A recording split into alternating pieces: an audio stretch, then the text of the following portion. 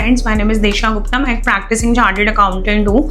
आज की वीडियो में हम बात करेंगे इंटीमेशन अंडर सेक्शन 143(1) के बारे में। उस जनरली क्या होता है, ऑटोमेटेड प्रोसेसिंग सिस्टम है आपकी आईटीआर जो आपने फाइल करी है उसको चेक करने का और उसको वेरीफाई करने का। नॉर्मली इस इंटीमेशन के 3 आउटकम होते हैं। नंबर 1, नो टैक्स और नो रिफंड ड्यू।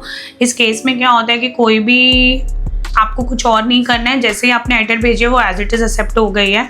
नंबर 2, आपका रिफंड ड्यू है। रिफंड ड्यू में क्या होता है कि जो भी आपका टीडीएस और सेल्फ असेसमेंट टैक्स है वो एज कंपैरेटिवली ज़्यादा है आपकी इनकम से। Third one is additional tax liability. Additional tax liability तब आती है हमें जब हम कोई डिडक्शन क्लेम करना भूल गए या हमने ओवर डिडक्शन क्लेम कर लिया, या फिर हमारी कोई इनकम है जो हमारी 26 AS TIS AS में आ रही है और वो हम लेना भूल गए, तो उस केस में हमारे को एडिशनल टैक्स लायबिलिटी भरने के लिए आती है। जब भी एडिशनल टैक्स लायबिलिटी आती है तो ऐसा नहीं होता कि वो बोलेगा आपको तुरंत भरनी है, उससे पहले वो आपको इंक्वायरी भेजता है, उस पर भी आप रिप्लाई कर सकते हैं। एंड आफ्टर डैट अगर आप एग्री करते हो तो आपको चालान अटैच करना है, और अगर आप नहीं एग्री कर रहे हो तो आपको सपोर्टिंग डॉक्यूमेंट्स विद रीजन वहाँ पे अटैच करने हैं।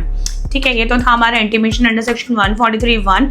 सेकेंड हमारा 139(9) डिफेक्टिव रिटर्न का होता है, जिसमें भी हमें नोटिस आता है। जनरली सबको नहीं आता, बट एओ और जब इनकम टैक्स डिपार्टमेंट को लगता है कि रिटर्न फाइल करने में कुछ डिफेक्ट हुआ है तो उस केस में वो हमें नोटिस भेजते हैं और इस नोटिस का रिप्लाई हमारे को 15 डेज के अंदर करना होता है। ठीक है, नॉर्मली इसके क्या रीज़न होते हैं 139(9) के डिफेक्ट के।